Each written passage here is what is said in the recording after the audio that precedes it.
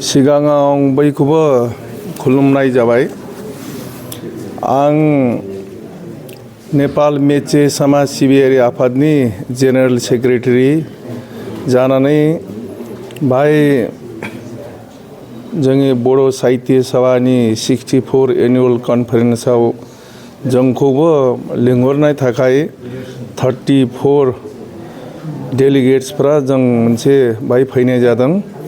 दिनै जों बाय फुंनि 6टायावनो ओंखारनानै बाय क'क्राझाराव करिबन 6टा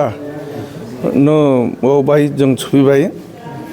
दा जों सानो बाय जोङो बारग' MP आदा सानसुमा खुंगुर बैसुमतारिया नेपालाव थांबाय थाब्ला बिथाङा जोंजों लोगो मोननानै नेपालनि थाखाय गोबाङैनो मोनसे बर'नि भाषा साहित्य मोनसे कल्चारनि थाखाय बिथाङा गोबाङैनो खामानि मावगासिनो दङ।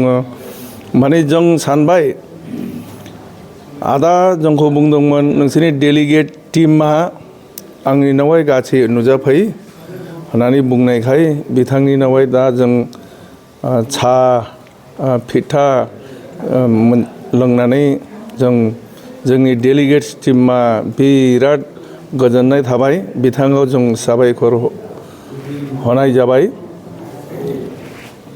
नोंथांमोना दिनै जों दा उजानिफ्राय मेसेज सफैबाय रंगियावनो बाय जोंखौ दोननायनि खोथा बाथ्रा जादों।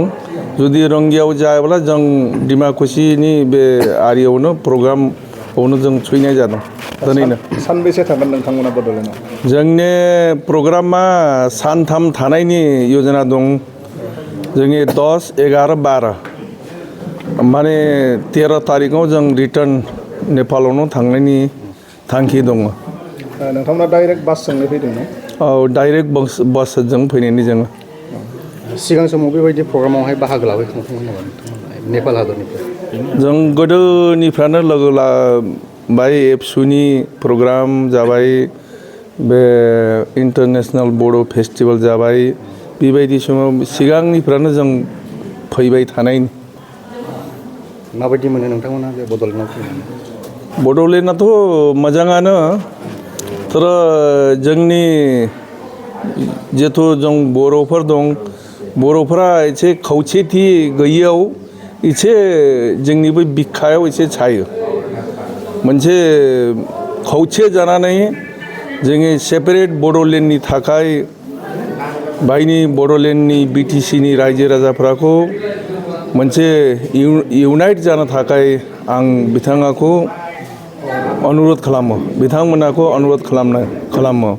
मानो होनब्ला जों बर'फोरा खौसे गैयाब्ला मालाय हारिफ्रा जोंनि मोनसे जुन सक्ति दं, बे सक्तिखौ बिसोरो गासिन फेलें बानायनो थाखाय बिसोरो सानगासिनो थायो। बेनिखायनो जों बर'फोरा खौसेथि जानांगौ होननानै जों नेपाल मेचे समाज सिबियारि आफादनिफ्राय खावलायनाय जाबाय। नेपालनिफोरा बे 64th एनुअल कन्फारेन्स डिमाकुसियाव जादों। भाइफोरा जोंखौ चिठी हरनानै नोंथांफोराबो नेपालनि बड'फोराबो बे कार्यक्रमाव बे प्रग्रामाव नुजाफैनाय बुंनानै जोंखौ खबर मोनासै। बिनि थाखाय जों बे बड'लेण्ड हादराव जों फैदों। साबेसे फैदों नोंसोरो? जों 34 जन दं। 34 नेपालनिफ्राय माब्ला ओंखारनाय? जों दिनैनो फुङाव जानुवारि 9 6टायाव फुंनि 6टायाव। सार नेपालाव बर'फोरनि पपुलेसना बेसेसो दं? जोंनि नेपालाव बर'फोरनि पपुलेसना जोंनि 5193 दं दा।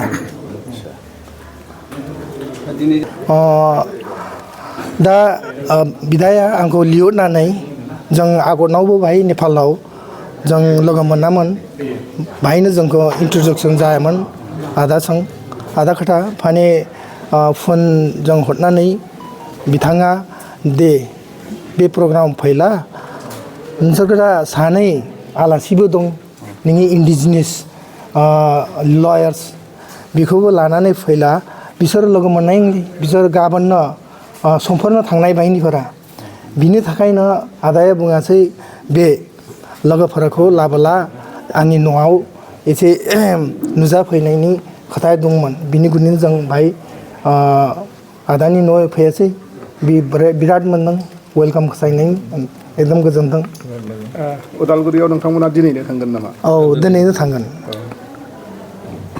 बायह्राव फैदों बासजों फैदों बासजों फैदों दे